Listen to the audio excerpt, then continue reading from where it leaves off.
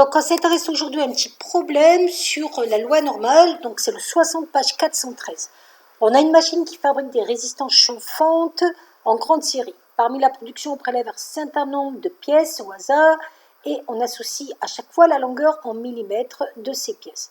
On va donc ainsi définir une variable aléatoire et on va supposer que cette variable aléatoire suit une loi normale d'espérance mu égale 400 et d'écart type sigma.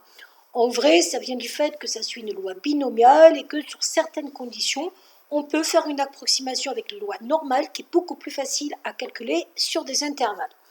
On vous dit qu'une pièce est déclarée acceptable si la longueur est comprise entre 392,5 et 407,5 et défectueuse dans le cas contraire.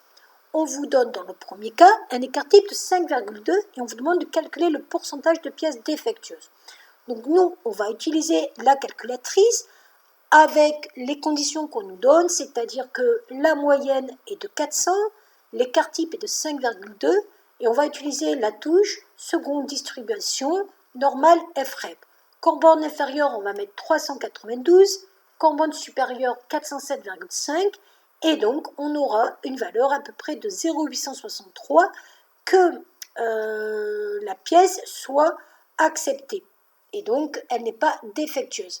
Et si donc on veut le pourcentage de pièces défectueuses, il va falloir faire l'événement contraire, c'est-à-dire on va faire 1 moins 0,863, ce qui va nous donner 0,037, donc à peu près 3,7%. Donc ça, c'est pour les pièces défectueuses. Dans la question D, on vous dit qu'un réglage de la machine permet de modifier l'écart type sans changer la moyenne. Donc, on garde la moyenne de 400. On va passer à la variable centrée réduite. Donc, la centrée, ça veut dire qu'on enlève la moyenne 400 à la variable de départ et la réduire, on divise par l'écart type. On vous demande d'abord de trouver la valeur de U pour que la probabilité que M soit comprise entre moins U et U soit égale à 0,95. Alors, soit vous savez de tête que la valeur de U c'est 1,96, ça c'est quelque chose qu'il faut savoir, c'est que pour avoir un intervalle centré au milieu de 95%, ça veut dire qu'on a un écart de 1,96 de chaque côté quand on a la variable centrée réduite. Soit vous ne le savez pas, et dans ce cas, on va utiliser la touche seconde distribution inverse normale. Donc pour les t 82, il faut comprendre la partie de la courbe qui va être inférieure ou égale à U au niveau des X. Donc, on va devoir prendre d'abord les 0,95 qui concernent l'intervalle centré et lui rajouter le reliquat divisé par 2, donc 1 moins 0,95 divisé par 2, qui correspond à la partie de la courbe qui est inférieure ou égale à moins U au niveau des X. Donc, l'ajout de ces deux R va nous permettre d'avoir la probabilité que M soit inférieur ou égal à U. Et à partir de là, quand vous utilisez la touche seconde distribution inverse normale, il vous suffit de mettre votre R de 0,975, votre moyenne de 0 et votre écart type de 1 et vous aurez la valeur de U. Alors je vous montre comment faire avec un partage d'écran de la calculatrice. Donc je pars sur seconde distribution inverse normale. Je vais mettre que l'air que j'ai calculé, c'est donc 0,975. La moyenne c'est 0, l'écart type c'est 1. Et je suis sur un intervalle à gauche. Sur les t82, c'est à gauche par défaut. Je tombe bien sur 1,96. Ceux qui ont la t83, vous n'étiez pas obligés de faire tout ça. C'est-à-dire, vous retournez dans inverse normale. L'air, vous prenez l'air qu'on vous a donné, c'est-à-dire 0,95. Sauf que cette fois-ci, vous centrez votre intervalle et ça va vous donner justement l'intervalle centré. Donc entre moins 1,96 et 1,96. Et donc, on va pouvoir continuer. Donc là, j'ai trouvé le U correspondant. Et on me demande, on déduit que la valeur qui doit prendre l'écart type pour que le pourcentage de pièces défectueuses soit 5%.